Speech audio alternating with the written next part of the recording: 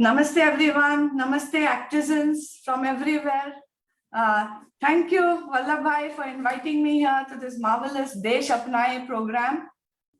I'm really honored because it's always a pleasure to be with young people and teachers. So I have both today in one group. So thank you very much for inviting me. Vallabhbhai ने इतनी सुंदर तरह से already तरीके से जो मुझे कहना था कह दिया, तो मुझे दूसरा कुछ कहना पड़ेगा, लेकिन ट्राई करूंगी. First of all, India is one of the few young countries, as you know, in a rapidly aging world. So all the young people gathered here today, you and your friends and all the young people like you in our country have a really joyful responsibility to hold a brighter future, right? And not to get weighed down by it, but see yourselves as trustees of a bright, shining future for our country. And I believe truly that if we can get our country right, if we can get India right in so many ways, including on the front of equity and justice and environmental sustainability and opportunities for all, if India is on the right path, it is much easier for the whole world to be in the right path, because we are soon going to represent 1/5 of all humanity, right? So think of the future as a road on which we will all walk together, carrying a light, joyful responsibility on our shoulders, because we are poised for so many good things. But as Vallabhbhai said, each one of us, if we are not active, this potential can fall apart. As they say, they keep saying that what we call a demographic dividend can become a demographic disaster. And I must apologize for my generation. We seem to have left you young people with a host of problems. But in some sense, I think sometimes crises, as we saw last year, the crisis of the pandemic, how many marvelous humanitarian energies it put forward into the world. So if we decide to look at the potential of abundance everywhere, I think we can genuinely collaborate to make the future better than sometimes some people claim that it might become. And democracy is a very important part of this, I believe, because what do we want when we all sit and quietly think? What kind of society do we want to belong to, right?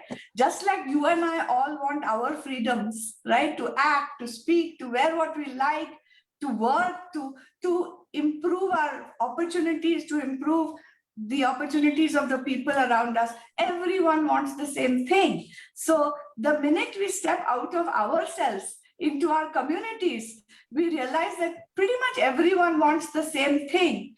And therefore, what can I do? What can you do to make the opportunity for everyone as much, at least, as it has been for us? Because all of us here, some of us are more privileged, and I accept that. Definitely, I belong to the very lucky privileged class, but all of us here who are gathered here today are very, very privileged people in this country. And we know there are so many people out there who are not as privileged as we are. And yet they have the same dreams, the same aspirations, the same hopes that all of us have. So one of the first things I believe we need in this century, which is already somehow 20 years old, is empathy. I keep telling young people that stay curious, because there is so much that we don't know, and life is full of so many possibilities. So one, stay curious. Two, stay connected, because again, our mutual interdependencies, everyone is dependent on everybody else. And sometimes we forget that we are part of this big web.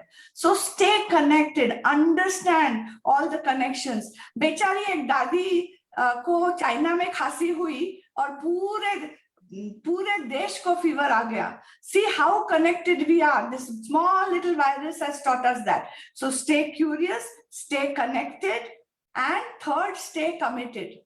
Because all of us, especially when we are young, we are trying to find our little space in the world, right? Who am I? What do I want to be? What about my personal ambition? But what about everything else? And from what I've seen and heard of all of you, you're already much more mature than I was at your age, you young people. You are very clear about what you want to do. And I salute you, really. I meet many young people of this country, except in the last year, which I feel so sad about, but who show me the limitless possibilities of India's future. So again, I thank you for being activans, for taking on this project, which Vallabhbhai started a few years ago. And I'll briefly come to my journey, and then I'm so happy to take your questions. So when I was like you, I must say that I was an activist, okay? I was a bit aggressive, which I don't recommend, but I was like that. And I used to say, oh, everything must be right. So for example, I grew up in Bombay, where actually I was very lucky because we had very good public services, okay? Some of you who are in Bombay may not have even experienced what I had in the 70s and 80s, or mostly the 70s. We had good bus service, we had good electricity, we had good water, public safety, women could go safely out at night. It was a different time and a different city. But sometimes people used to throw garbage, okay? So I used to get very upset, and I used to go and pick up the garbage in front of everyone and glare at the person who had thrown it. Now, while that seems like the right thing to do, I soon realized that it didn't make me any friends. Why? Because even though I was doing the correct thing, which is picking up trash from the public, I think my attitude was not right, right? I was doing it in a superior way, not accepting that I also have so many faults, other people have faults. We are all on our learning journeys. So even though I used to pick up that trash and put it in the dustbin, we had proper dustbins in those days, something was not right, okay? And my friends used to laugh at me and say, "Arey, ye kya sabka burden leke chalti hai?" And something was not right. And I had to learn, my young friends, over the years, that the what is less important than the how. So much later, when I grew up and became a little more mature, I realized what, like you people have been talking about Gandhiji, right? So what would Gandhiji do? So later in Delhi, when outside our house, there was a tea stall, when my husband was working for the government, and all the people used to drink tea and throw the paper cups right there. Now I said, should I go and make a big fuss, or what should I do? Then I said, be calm. And then I used to go every day and very quietly, without making a fuss, go and pick up those cups and take them into a bag and dispose of them correctly, and smiling and doing namaste to those people, okay? Because really I had learned that we cannot sit so much in judgment on other people. And when I did that, young friends, to my great surprise, within 2 days, the throwing of those paper cups stopped. And after that, till I left that house, not one single piece of garbage I could see anywhere around me. Why am I telling you this simple story? It's because we all evolve, yes, but I would like you to learn from my journey that the how is more important than the what. And sometimes when we do the right thing in the wrong manner, it really doesn't help anybody. So that's something I suddenly this morning felt like sharing with you.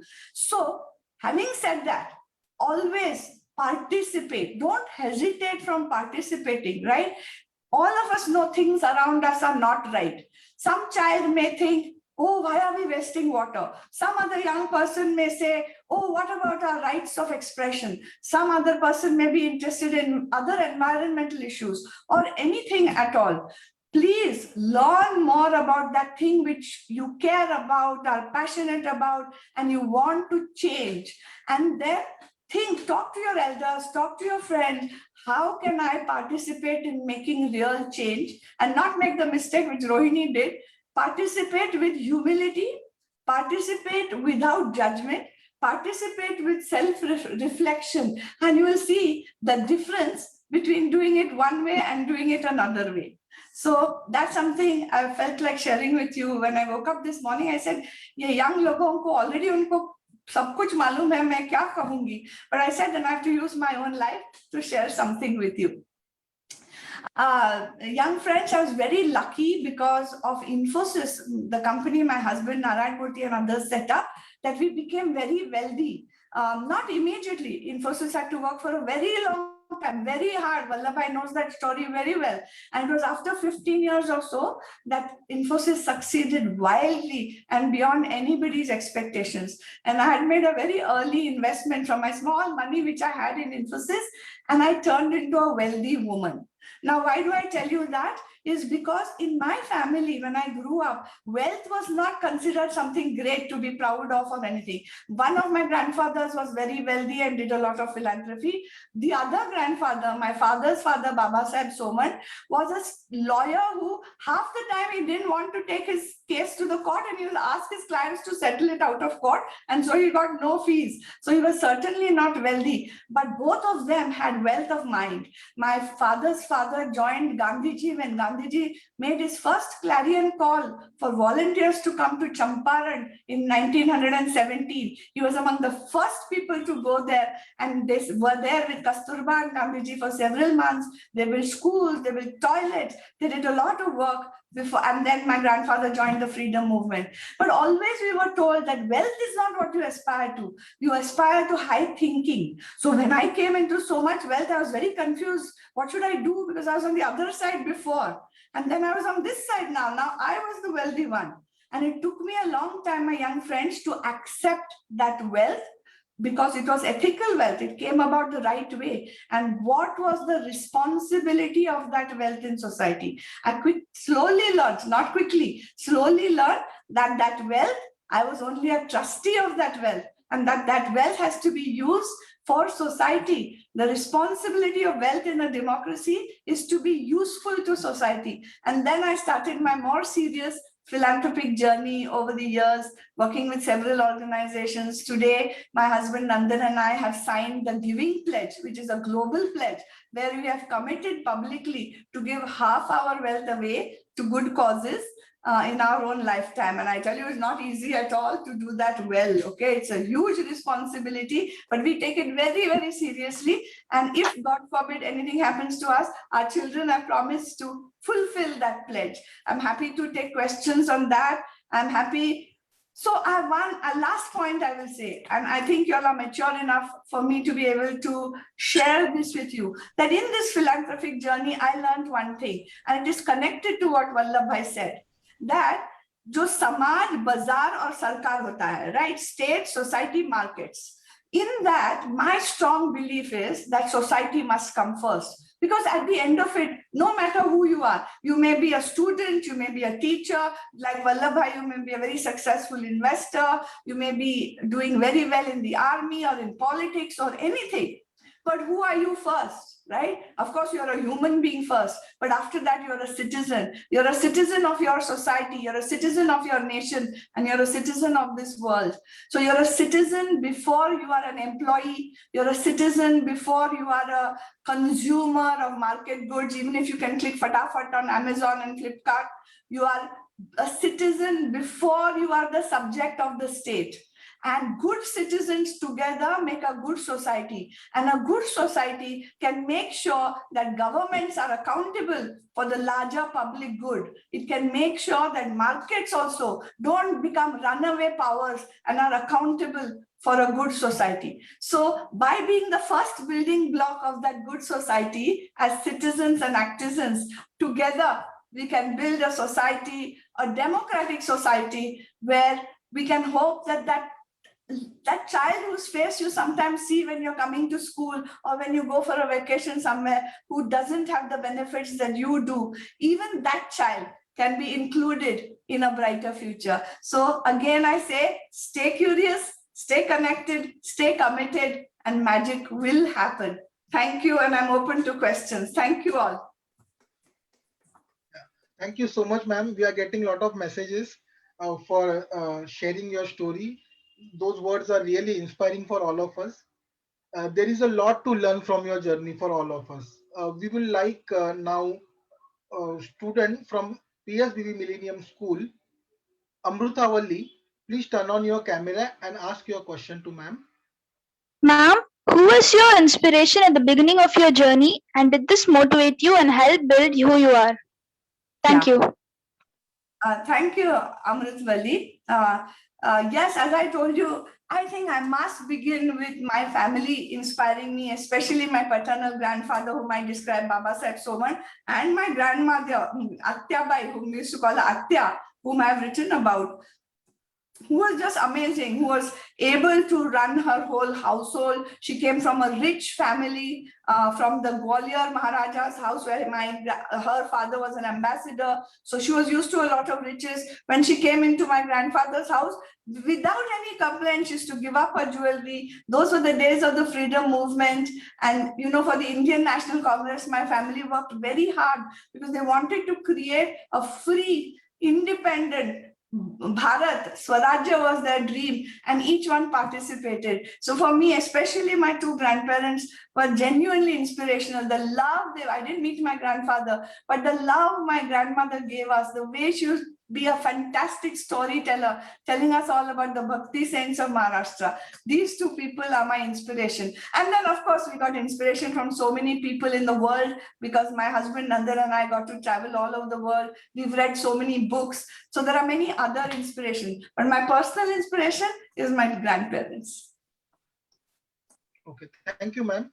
I will ask Devanshi Gupta from Pawar Public School, Chandivali, Mumbai. Please turn on your camera and ask your question to ma'am. Good morning, ma'am. Firstly, it's a privilege for all of us to get this whole opportunity to be here and interact with you. And your words are inspiring. I mean, I was hearing your story and I was awestruck. So I'm really happy to be a part of the ceremony today. And my question to you is, what advice would you want to give the youngsters of our country about the importance of community involvement for a sustainable future? Yeah, thank you. So I addressed a bit of it, but sorry, tell me your name again. Ma'am, I'm Devanshi Gupta. Devanshi. Yeah, Devanshi, I'm sure you all, somehow looking at you, I think you already must be doing this, because you look like a person who's already very active. But I would say, think of what you like, okay? And then get involved in the smallest possible way. Start with your neighborhood. If you live in an apartment building, start there. If you live in a community, start there. And start with the smallest thing. It could be almost anything at all, but start small, because like I learned, first thing is the action. If you don't act and you keep on thinking, then nothing will happen. You may fail, and remember, all of you, failure is a very important part of our journeys. No matter what we do, we will fail. So when you start small, you might fail, but then don't stop, keep going. Try the next thing and the next thing. You'll find yourself suddenly becoming comfortable with one cause and maybe one group or one institution. And then the path becomes much easier. So I guess the first thing is, if we want, democracy requires eternal vigilance. A good society demands active participation. It is not some inborn right to get good governance, good society, all that, right? All of us have to co-create our own futures. So I would say the first thing is, step out of yourself and find a way to act. Then you will learn on that journey. The path itself will teach you.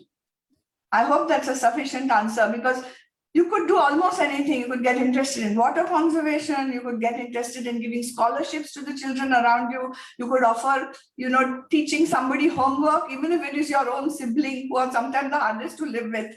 But step outside yourself, put yourself in somebody else's shoes, and the path becomes a little more clear almost immediately. Yes, ma'am. Thank you so much. So realizing your ideas, what you like to do, and start progressing on your path, and not be scared of failure. These are the so many keywords that we all got to hear today. Thank you so much, ma'am. Devanshi, what do you do? I'm curious. I'm sure you do something. But what are you interested in? Ma'am, I'm more of interested in environmental conservation. So in Maharashtra, basically the collection of garbage, and so I am inclined towards technology as well. So I wish to pursue a career as an environmental research scientist. So if you can bring in the ideas of engineering and draw a connection between those ideas to make certain robots or certain gadgets which can help in ensuring proper waste management in a more effective manner. So I think that can stimulate the process of a cleaner environment, because air, land, water, all of it is connected together. So I want to Terrific. work towards land. Thank you, Devanshi. That's marvelous, because this is the climate generation. Yours is the climate generation. Unfortunately, you're going to have to innovate your way out of the climate disaster that looms, right? Futures are never baked. We can prevent global warming going above 2 degrees. It is not the most single serious thing the planet has to tackle. And you're quite right. We need innovation, technology, engineering. We also need people to stop being in denial and do whatever they can at a personal level and at a community level. So God bless you and wish you all the best, Devanshi. We'll take the next question. Thank you. Rudra, Good morning, ma'am. My question is, how did you decide to give your half wealth to philanthropic causes? Like most of the people don't give their half wealth to philanthropic, they give only one income. So how you decided to give your half income in philanthropic causes? Thank you. Thank you, Rudra, for that question. I'll make it brief. Frankly, we came into much more wealth than we needed. And I think it's part of a economic system that is not quite all right, that needs to be adjusted. I personally believe that some of us in this world, a few thousand of us who have come into that much wealth, suggests that the system is somewhat broken, because we need to spread value much more. Why should only a handful of people be able to access so much wealth? Why should only money make more money, right? So first of all, I understood that this wealth has come to us out of sheer luck and sheer bad luck for other people, that our system is a bit broken and needs to change.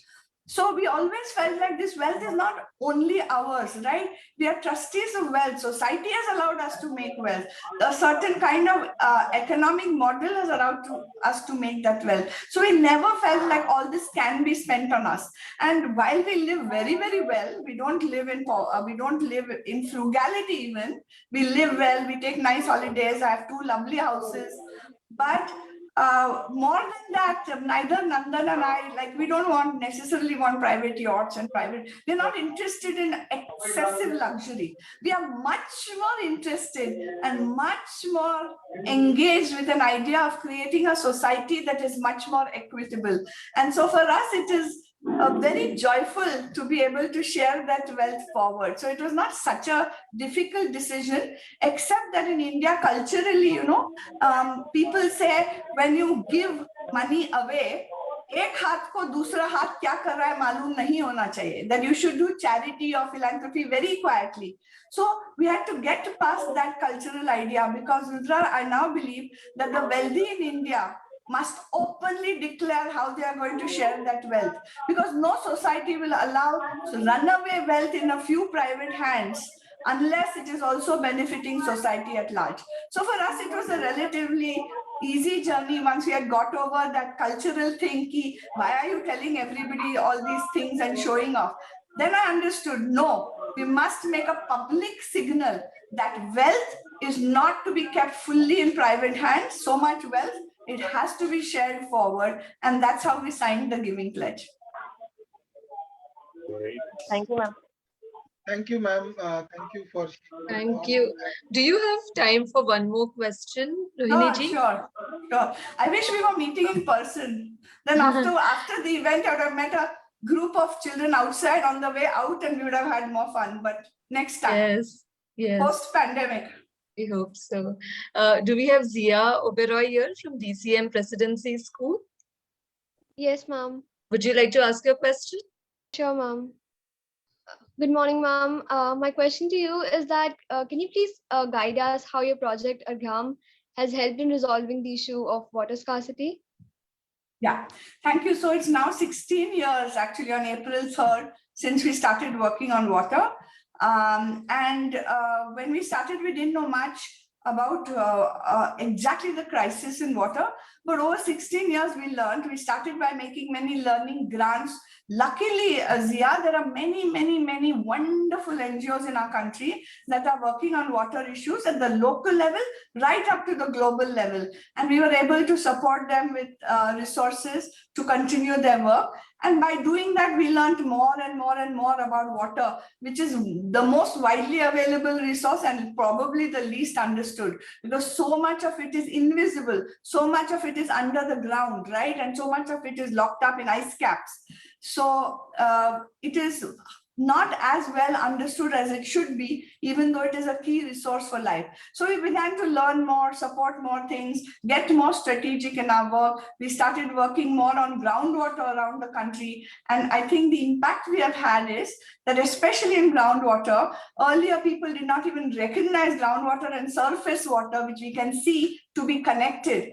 That has now become, thanks to the work of Argham's partners, so well understood that there is no policy document in India today which does not include groundwater as something to be looked at and integrated with surface water solutions. So at the policy level, we have been able to do work like that. And at the practice level, in thousands of villages and a few towns around the country, we've been able to support much more of the journey towards water sustainability and safe water for all. So it's a long story and a short answer, but we were the only Indian foundation working on water in 2005 when we started. And unfortunately, there are still very few foundations working on water, but your generation, please engage with the issue of water wherever you are and do what you can to conserve water and use it wisely.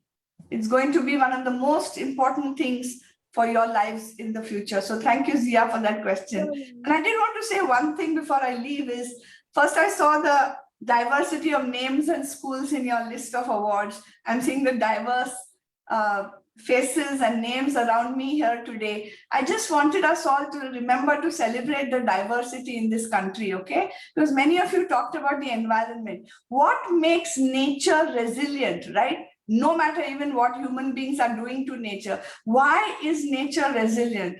Diversity is the key. What is the difference between a rainforest and a plantation? Maybe you should do school projects on that. What is the difference between a rainforest and a plantation? Why is a rainforest much more resilient and sustainable than a plantation? It's the same with people. If we remember to celebrate our own diversity and learn really to understand the importance of that, I think moving forward, all of our journeys will also be richer in every way imaginable.